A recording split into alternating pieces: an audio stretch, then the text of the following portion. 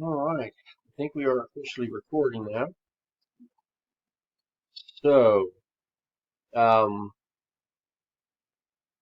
what I'm going to do is I'm going to start off by basically just asking you all one at a time if you could basically just briefly, quickly introduce yourself for all of us. Obviously, you don't have to go into a lot of detail because you've already done that on the probably already done that on the first discussion.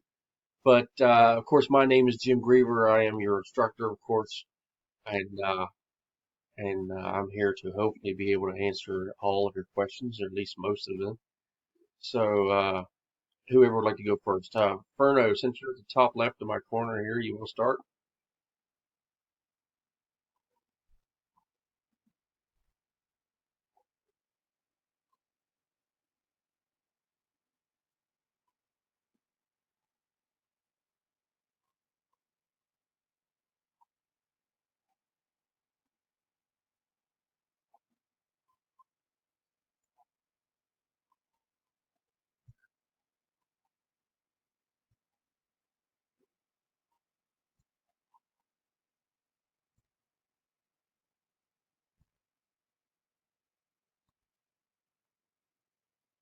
Hey, Ferno, can you hear me? Yeah, not the whole time. We heard about you being in the army and everything, which, by the way, thank you for your service. But I turned off everybody's microphone so we wouldn't hear all the little noises. So just turn yours on.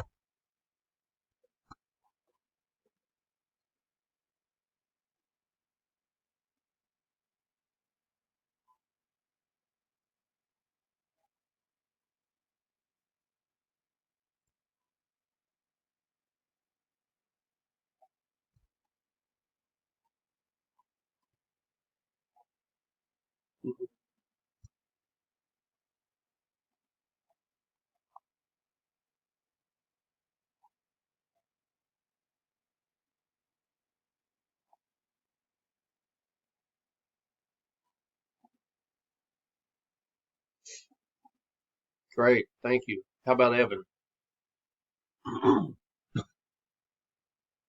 Yeah, go ahead and there you go.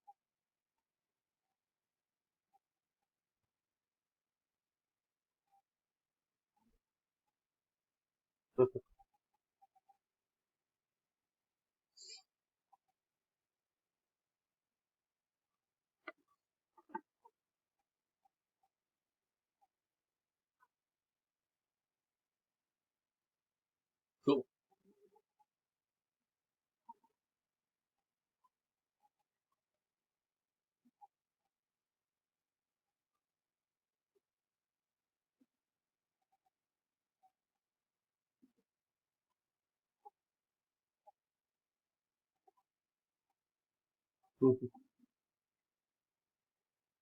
Yeah, can you hear me?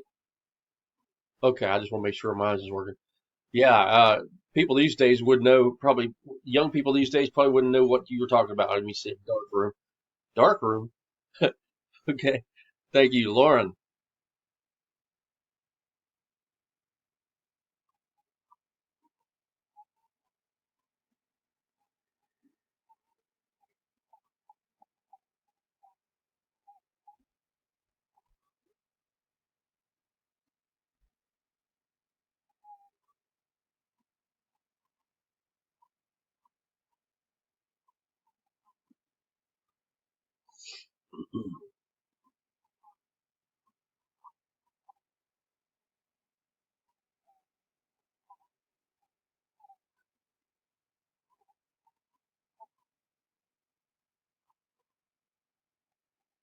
Right.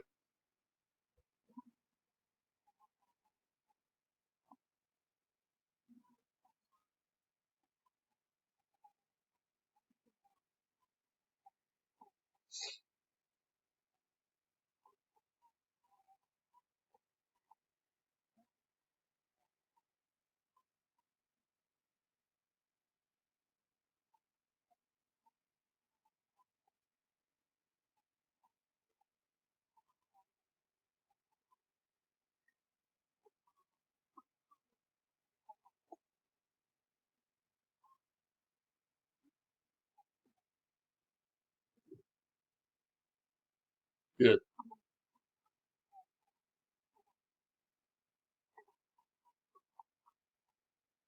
Yeah, it is. It's always nice to have a head start, right?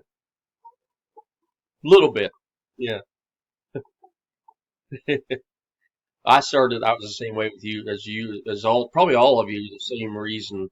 I was in my mid-30s when I went back to college, or went to college, and probably for the same reasons. I just was tired of no, lousy dead-end jobs. So that's why I'm here. So, how about Bly?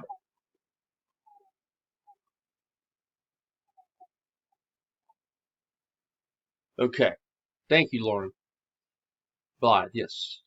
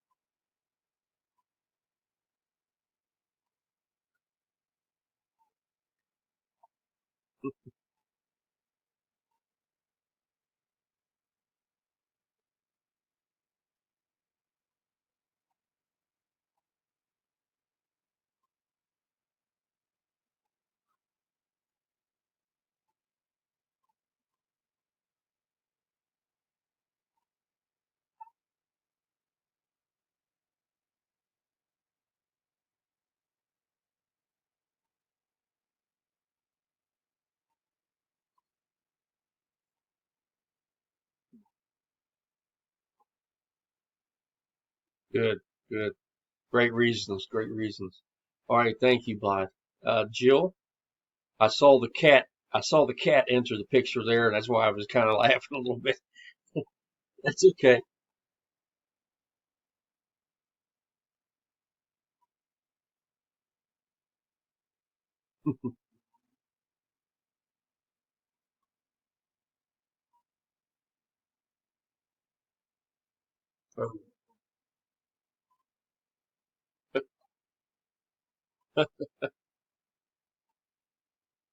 Yeah,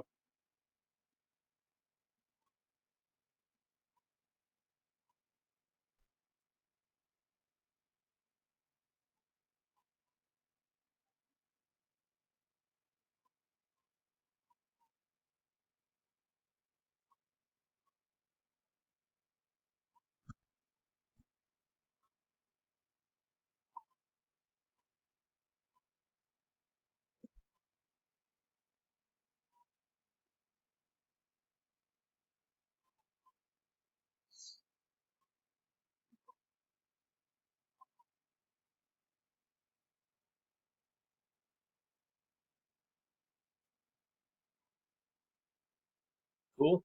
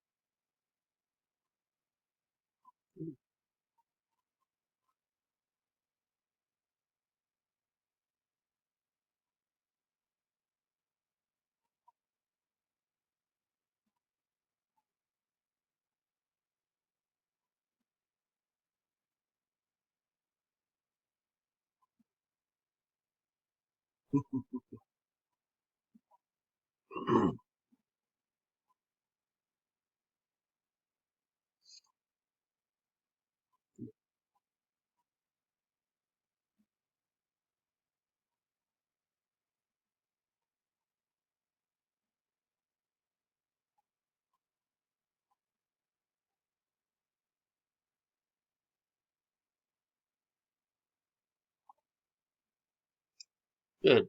Glad to hear that, and glad to hear from all of you. I'm glad you all showed up. So that's great.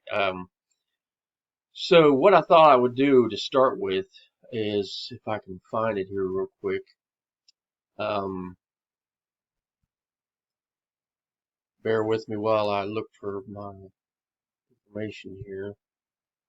Um,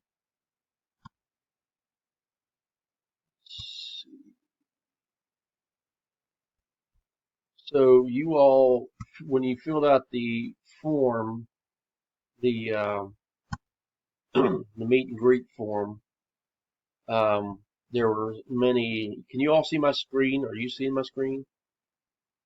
Or are you still just seeing the image of me?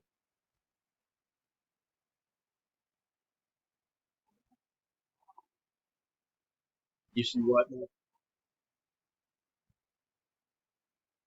You see what now? You see, oh, you're still seeing that screen. Okay, so let me present here. And that way you can see what I'm going to be bringing up here. Let me do it.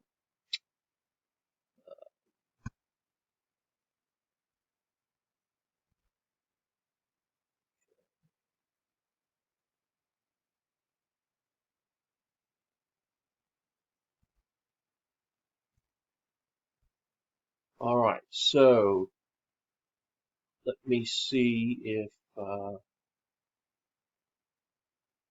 there we go, there's the presentation. Okay, so let me go into my presenting my thing here. Now, can you see what I'm looking at? Okay, so this is the meet and greet. And there were 10 of you that responded, and several of you had some ideas as to what you would like to learn about. So, so the first one here is expectations, assignments, etc. So just to make sure that you all are aware, I think the best thing for me to do is just kind of, and there's already videos. How many of you have watched the videos? I'm gonna bring you back up so I can see. How many of you watched the videos? Just put your hand up. Okay, so all of you have watched the videos. So probably you may already, if you've watched the videos, you should already have some idea of some of this stuff. Um, but basically, the expectations, of course, are just to you're going to be working through a process of um, of creating your final paper. So you're going to be basically spending your whole 8 weeks building up to a paper that you're going to be writing. You'll start that paper in week 7. Up to that point, you will be, so like if we go into your class here, go to the modules, and go into the learning modules here. Now, if any of you lose me, please let me know. I don't want to be pointing this stuff out and you can't even see it. But you should right around your screen see the module 1 here, and you probably remember from the video that I did that I refer to this as going through the flow, right? So you basically just follow this flow, and you'll start out with dots over here on the right. You just want to make sure those end up being check marks, and that shows that you looked at everything that you needed to look at. And I would always advise looking at everything, checking everything, right? For each module. So when you go through module 1, you're basically, the main thing that you're doing in module 1 is you're discovering what you want to write about, which article you want to write about, and you're learning about the different things that you're going to be doing. Um, so you have stuff to read in the textbook here. Hopefully you've all read those, chapter 1 and chapter 2. These chapters are not very long at all. So a lot of this stuff is pretty short, so it's not as intimidating as you might think. If you haven't already read them, you'll probably, I imagine you'll be able to agree with that once you've read them. So here are the readings. There are 3 papers that you can choose from. I would advise just clicking for these first 2, either beat the clock or take a break, whichever. I would advise clicking on just where it says text only version, because that's going to bring up an easy, quick text version that you can read, and it won't have, you won't have to go through a process in the database of trying to find it, right? You'll just, like I'm doing right now, you'll just bring it up and it'll have everything you need in it. And you just read those. You just read each one, and then you pick the one that kind of touches you, or strikes home for you. Like this one here is the one that's called Beat the Clock, which is about time management. You can see it tells you the date it was written, the author's name, that magazine it was coming from, that it came from, or the journal, whatever, and even the volume and issue number. All that stuff's important when it comes time to cite your paper.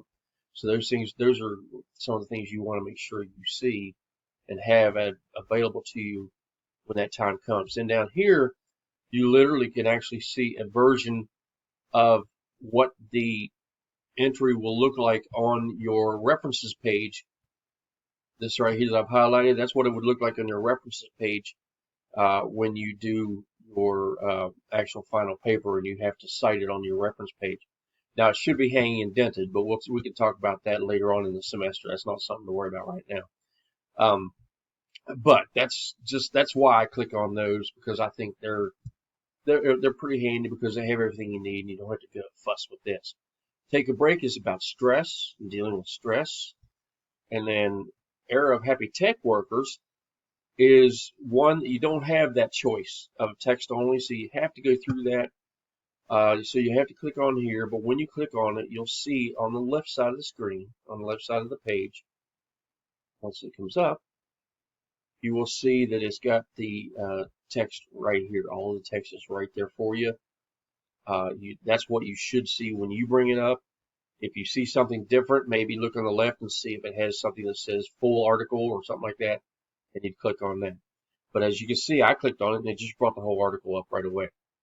And then again, it does tell you who the publisher is. It tells you who the author is up here, all that stuff. So those are the 3 different articles you'll pick from. And again, my suggestion would be to just simply read all 3 of them, see which one you kind of feel connected to, especially if it's relevant to something in your life or something that you're planning to do in your life or whatever. That would be a good one to choose. So that's basically what the first module is about. Now your second module will just be building on top of that, right? Your second module will be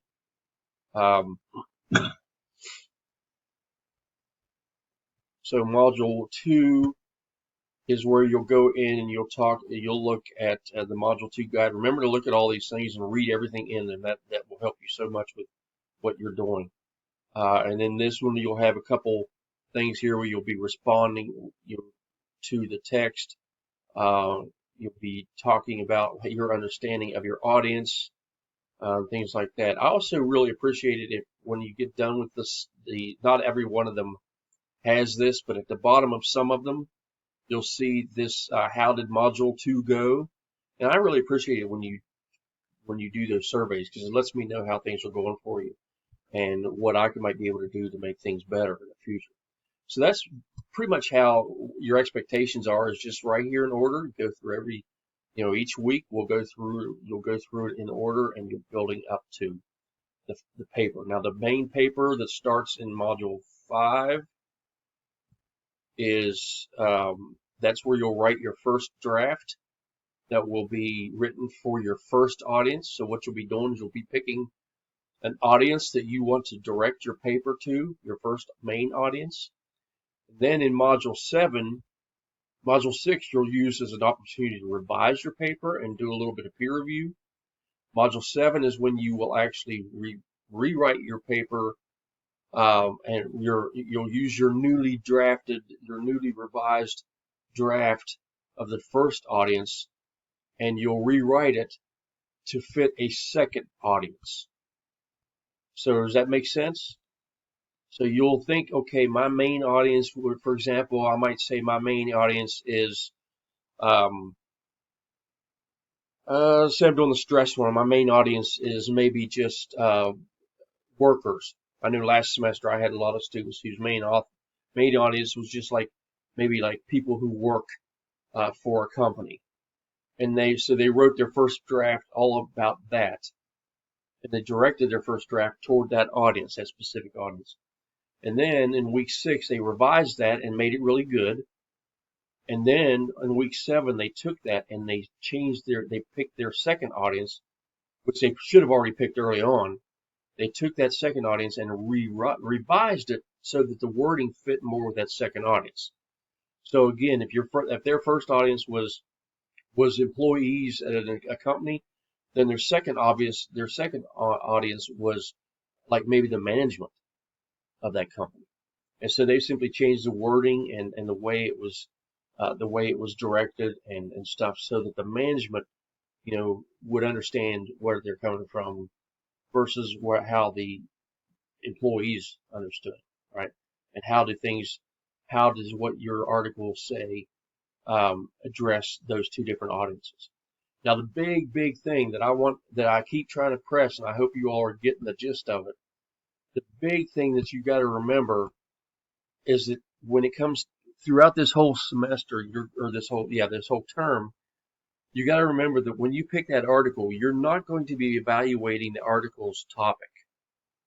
So that topic about beating stress, you're not going to be evaluating the article itself and how the article uh, writes about stress or what it says about stress, and if you agree with what it says about stress and all that stuff. What you'll be doing is you'll be evaluating the author, him or herself, and how good a job do they do at getting the information across to their audience. So that's what makes it tricky. So what you're doing is you're doing what we call a literary analysis. You're analyzing somebody else's work. So it's not the topic that you're analyzing. It's the author, right? I know one of the authors' name is Lynn, I think, if I remember correctly. And so you'll be talking about how good Lynn is doing at getting her information out there, or maybe it's Karen, but um, you'll be doing that. You'll be telling me, in a sense, you'll be telling me as your audience how good a job you think that author is treating her audience and reaching her audience. What does she do good? What does she do that's maybe not so good, right? So that's the thing to keep in mind, because I think a lot of people are easily confused on that. I know they were in my last semester, my last class.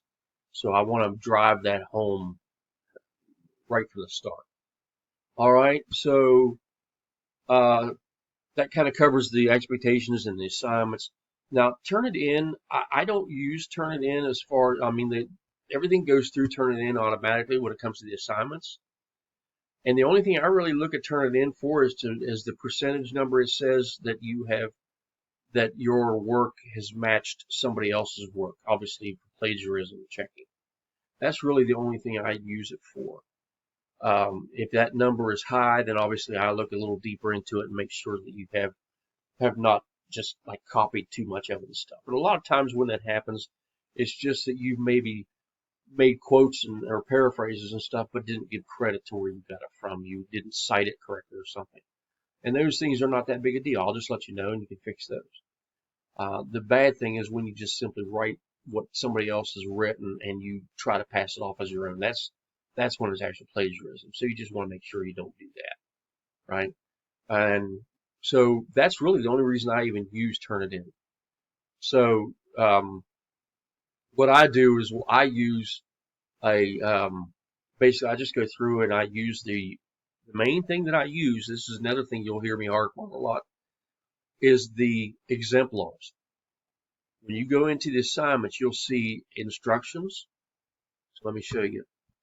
When you go into an assignment, you'll click on these guidelines and rubric here.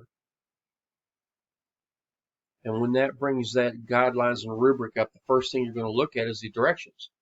What is it asking you to do, right? Notice this one is talking about, this is for week 5, so this is when you're writing your actual first draft. And so it's asking you to consider all of these different things in bold. And my suggestion is to always write your paper using that same language. That makes it easy for me to tell that you are addressing those different areas, those bold areas, right? So you'll do that. You'll read those instructions, make sure you understand what you're trying to do. And then you'll decide, do you want to do your work in APA or MLA? It's because you have the choice. So if you decide, if you like MLA, if you're used to MLA, then you can do that. If you prefer or are used to APA, you can use that. Either one, it's up to you. Whichever one, you'll click on the template, and that'll bring up a template that basically has kind of the starting point for you. I'll show you the APA template. That's what a lot of people seem to use is APA. So when you bring up the templates, they will basically have, in some cases, they'll have a lot of work done for you. All you have to do is sort of fill in blanks. Like you probably, if you've already done module 1's assignment, you probably noticed that it has like these things where you just kind of fill in what's in the brackets here. Now remember, when you fill in the stuff that's in the brackets, you can remove the brackets. You don't have to keep the brackets there. You can remove that and just replace the whole bracket with whatever you're going to put in there, right? But this is what it looks like. You just basically replace the brackets with whatever you're going to write. Now that's the guide, the template that you actually use to write yours on. But here's the thing that's really, really important. Notice how when I click on this template or this exemplar, it brings up the actual a sample, what you might call. And the sample is what I look at as basically like an A+. So if you take this sample and you follow this sample and try to do the same things that it does, if you try to use the same techniques that they use, notice how in this case it gives you bold items that tells you what needs to be done there. In other words, it's describing what has been done. The unbolded items like this by 2030 and all this, if it's unbold, that's the actual essay. I'll talk more in a video about that, what I think you should do with that when that time comes, but we won't worry about that right now.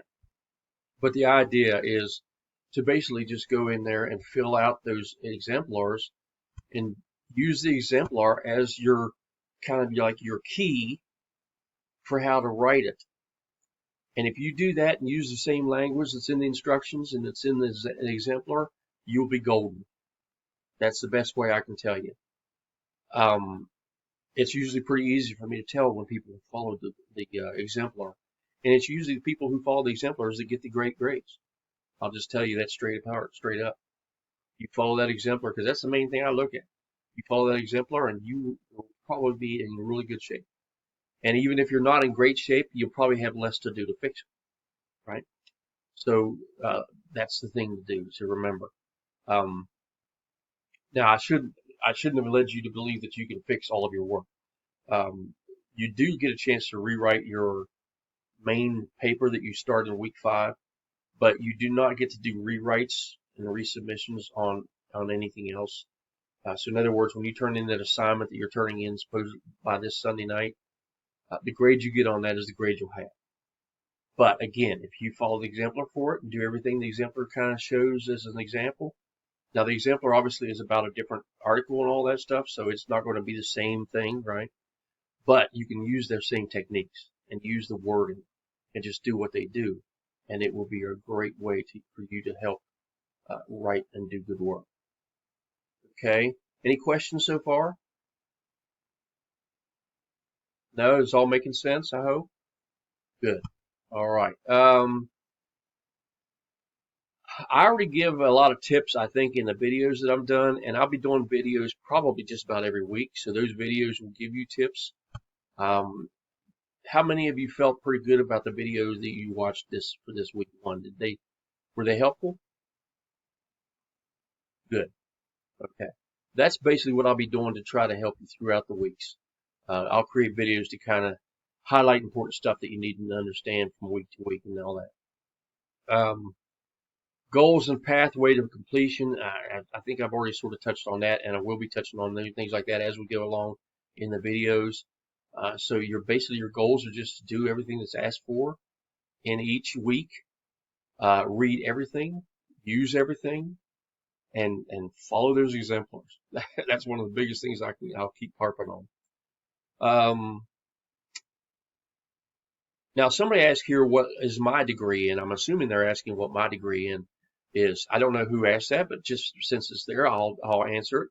I have a bachelor's. I went to WVU, by the way. This is Jill. You said that about WVU.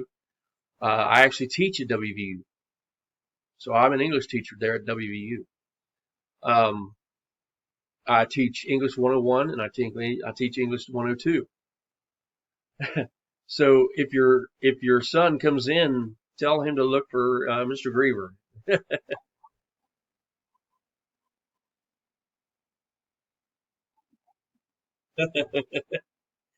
Yeah, that'd be kind of funny, wouldn't it? So, but yeah, I've taught there since 2015 at WVU. I've taught that class so many times I could almost teach it blindfolded, I think. The 102 class. Now I don't teach 102 typically. So if she's just starting out, she'll probably take somebody else in 101. But when she gets to 102, if she wants to look for me, obviously she can do that. And yeah, she can go in and pick what, as long as there's room in the class, she can pick whatever classes she wants. Yeah, just, you might judge from how things go in this class as to whether you'd want her to see me or not. But yeah, yeah, that'd be great. That'd be pretty interesting.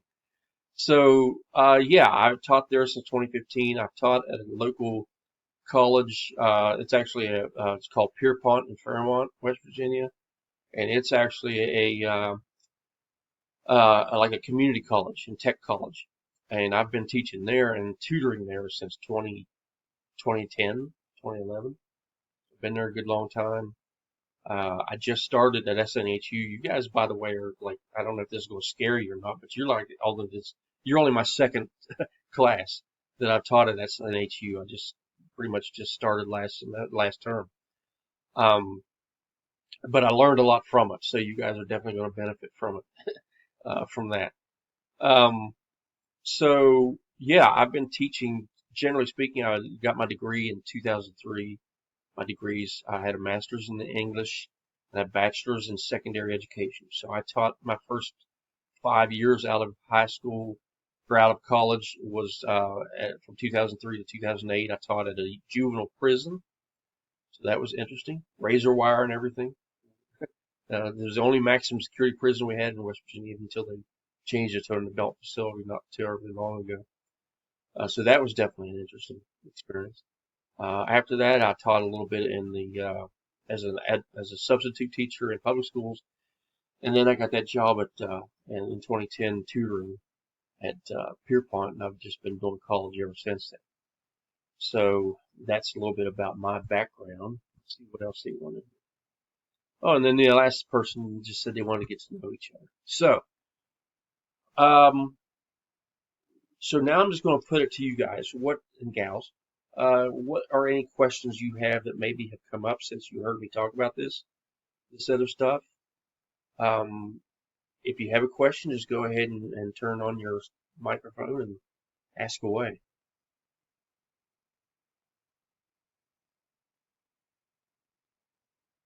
Nobody has any questions? There we go.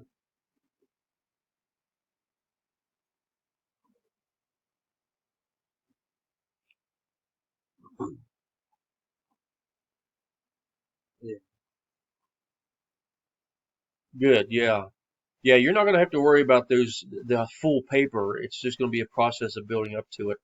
Then week 5, that's when you'll have to get ready to write your actual full paper. And typically the full paper is only maybe 2.5, 3 pages, 2 to 3 pages long. I've always been one who doesn't care so much about page count or word count as I am about just getting everything in there that's supposed to be there and being thorough and detailed. Right. So good. Yeah. Ferno, did you have a question or a point?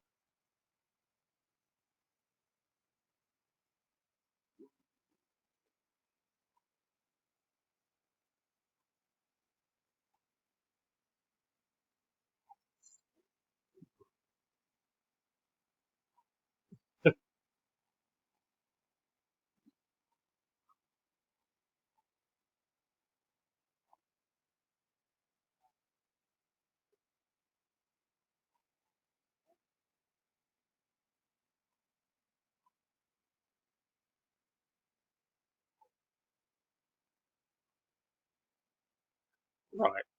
That's all you. That's exactly right. That's all you want to do is focus on module by module, assignment by assignment, page by page. Literally, just I took this when I took my training. I had to go through a 3-week training course. And it was exactly like what you guys are looking at and doing right now. It was the same thing. I basically went through a training course to get ready to teach you all with the exact same stuff you're using right now. So I know exactly what you're thinking, because I was thinking the same thing. When I was looking at all this stuff that there is to look at, I was like, man, what? It's like, I was trying to take it in with a fire hose, like trying to drink from a fire hose, they say. So, so, and what helped me was just to remember that I've got time and I just got to sit down and I've got to do what I got to do. And what I would do is I would basically take, just to show you what I'm talking about. I would take like I would go to the main page, like right here, and I wouldn't bother starting like in announcements or discussions or anything. I just go straight to the learning modules, and this is how I did it. In order to familiarize myself, I kind of went from left to right, top to bottom. I would look at what's under course menu, kind of get those ideas in my mind, and I'd look and see what I've got under tools. I'd see what, of course I don't really have this, but you all probably have a MySHU link, but I don't really have that. But I just look at everything from left to right, see what it all means, see what it's all about, and kind of familiarize myself. And then I just look down through here. The left side is kind of is usually kind of the overview, and the right side is the actual information to click on and go through. And I just go in there and I say, okay, let me go through module 1. And it didn't take me long to realize that those check marks are what you're looking for. So you just go through the module and you say, I'm going to look at every single page. I looked at every single item that was available. If it was clickable, I clicked on it and looked it over. And like when I got down to here and I looked at the rubric to see what they asked for, and I basically just looked at what needs improvement to make sure, because that's where you're going to see kind of the general ideas that maybe some people don't do. And so it gives you an idea of what might fall under that. So like this one here for this module 1 reading response, for example, it says shows progress for proficiency, but with errors or omissions. Areas for improvement, this is the key part, may include explaining what attracted them to the text or why they're interested in it. And so if you do all that, then you're probably going to end up here in this proficient section, because that's the stuff that might be missing, right? So that's kind of what I looked at. And it might behoove you to look at that too. When you're looking at the proficiency, you're not going to see a whole lot of information there.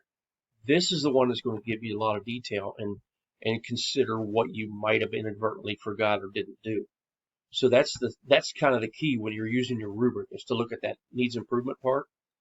But again, if you use that exemplar and you follow that exemplar to a T, you should have everything in this. You should cover all of this, because it's basically, that's kind of what it's set up for. Like I told you, I look at that as the A+ version.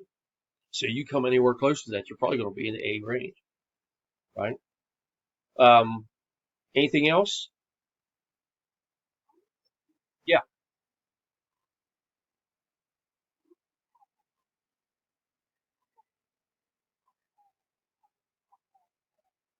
So the audience, like some things, the audience is when it asks you about things like audience and stuff, the worst thing to do is just say my audience is blah, right? You want it to describe we look for details, right? We look for you to use that noggin, right? And give us thorough responses, thorough answers, and detailed answers. So when it asks you, for example, let's just look at module 1. When it asks you for, if I bring up the exemplar here, notice the after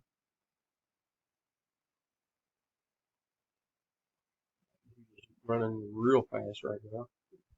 So notice when you bring up that exemplar, it actually has the main points in bold, and it tells you so for example here it says choose the text you will use for your project, then explain why you've chosen that text. And then it gives you the example. For my project, I've selected blah, blah, blah. I chose this text because I found the topic useful and I can apply aspects of it to my real life. That's what makes that a good answer. Now, if all this person had said was, for my project, I have selected what everyone needs to know to be more productive by Diana Rosemier, or whatever her name is, period, and that's all they put, I probably wouldn't give it full credit because they haven't really told me any details. They're not telling me why they chose it. What good is it going to be, right? So that's what you want to do is you want to think details. Same thing with the topic here, same thing with the genre, and understanding what those things are, and then understanding how to address them and talk about them in detail. That's what's going to help you so most, right? So,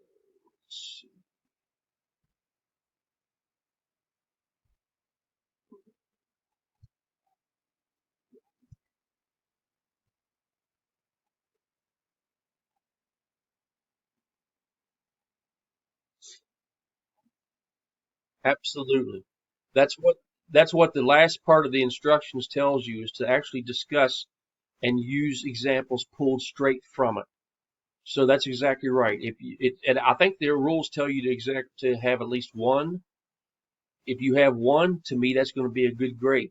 If you have two or three, that's going to be excellent. That makes sense.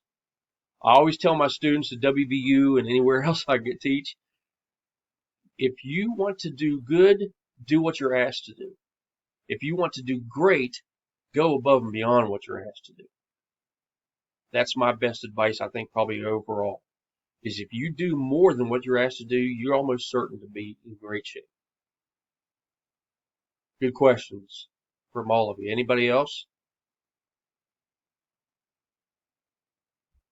No? All right. Well, we did this in about 45 minutes, which is pretty good. I was hoping we'd get it done in a decent amount of time. So I think we got a lot of information across to you. So this is not only going to help you, it's going to help everybody else that watches this. I hope everybody does. I hope everybody can. I hope it worked right. Um, but yeah, I appreciate you all coming on and I look forward to working with you. So thank you so much. Take care and yeah, take care. Maybe we'll have another meeting somewhere later on. Yep. All right. Take care, everybody. Thanks again.